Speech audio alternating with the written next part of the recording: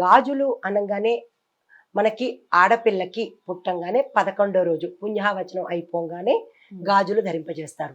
First మీరు ప్రథమంగా గుర్తించారో లేదో, నల్ల మట్టి గాజులు వేస్తారు. నల్ల మట్టి గాజులు మాత్రము పుట్టిన పుణ్యావచనం అయిపోయిన తర్వాత ఆడపిల్లకి నల్ల మట్టి గాజులు వేస్తారు. ఎందువల్ల అంటే గనక అక్కడి నుంచి చెప్పుకుంటూ వస్తాం. పుట్టంగానే పిల్లలకు కొన్ని రకాల మనకు తెలియని, వాళ్ళు చెప్పలేని వ్యాధులు వస్తాయి. గ్రహాల తాలూకా పుట్టారు అంటేనే గ్రహాలు దాడి చేస్తూ ఉంటాయి.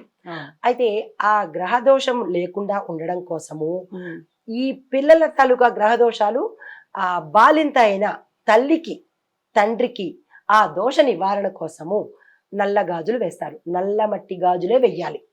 ఎంత కోటీశ్వరుడు నేను బంగారం తొడుగులు తొడిగేస్తాను అంటే కాదు, అక్కడ నల్ల మట్టి గాజులే వెయ్యాలి. ఎందుకు అంటే మట్టి గాజులు భూతత్వానికి ప్రతీక, భూమికి ప్రతీక.